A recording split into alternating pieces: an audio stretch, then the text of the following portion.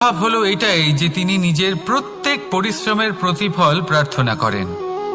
বেশিরভাগ সময় এই ফলাফলের চিন্তা করতে করতে, কল্পনা করতে করতে উনি কর্ম করতে থাকেন যে আমি এই কাজটা করলে এই ফল পাবো। সেই সব কল্পনা করতে থাকেন যা না তার হাতে আছে, না আছে অধিকার, আর না আছে নিয়ন্ত্রণ। উনি শুধু নিজের কর্ম করতে পারেন।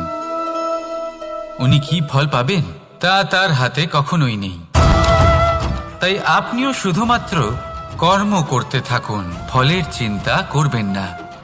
মনে রাখবেন, শিকড় এবং শাখা যেভাবে একে অপরের সাথে জড়িয়ে, সেইভাবেই একে অপরের সাথে জড়িয়ে কর্ম এবং ফল।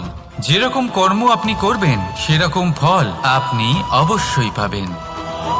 তাই এই ফলের আশায় কর্মের সময় কখনোই নষ্ট করবেন না, কারণ যে ব্যক্তি সময় নষ্ট করেন, সময় সেই ব্যক্তিকে অবশ্যই নষ্ট করে দেয়।